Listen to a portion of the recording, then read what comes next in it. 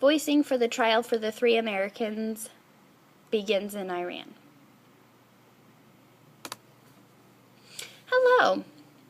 Last July 31st in 2009, 3 people from the United States were walking in the mountains near Iraq. They were Americans.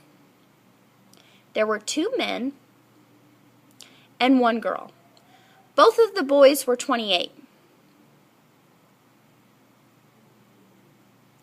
There was a woman, and her name was Sarah. She was older. She was 32. They were students learning English in Iraq. Something happened. They crossed over the Iran territory line.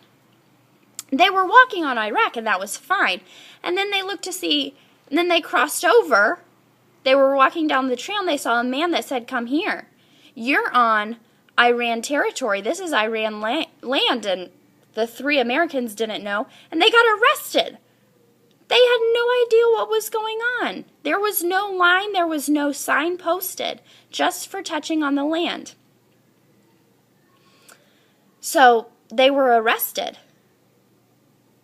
A lot of people from around the world were really upset and filed complaints.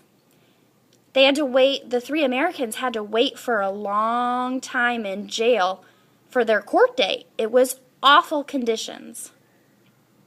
Later, September 20th, 2010, that was a long time later, the woman was permitted to go back to the United States for health reasons. So somebody had to pay her bond. Somebody had to pay $50,000 for her bond. We don't know who it is. They kept that private.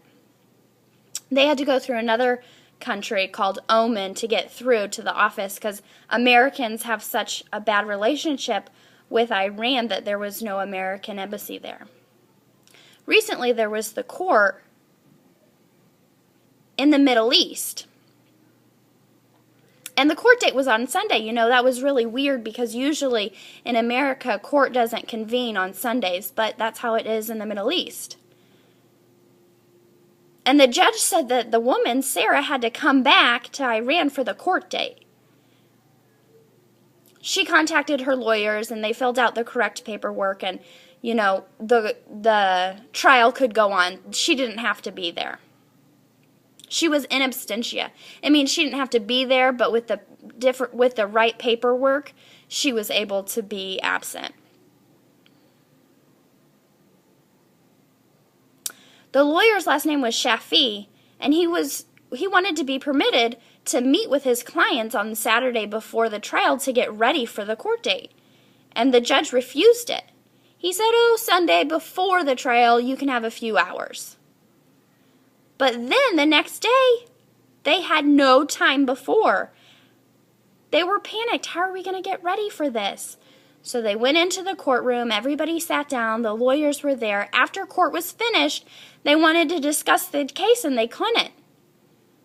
The judge wouldn't permit the lawyer to talk to their clients. There was a lot of different comments and movies, and, you know, it was shown that they were not guilty. They had to read through the paper from the other American woman that was not there. It took up a lot of time.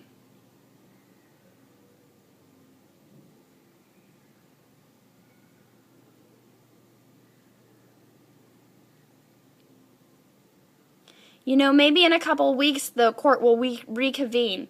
The lawyer, you know, couldn't do anything wrong.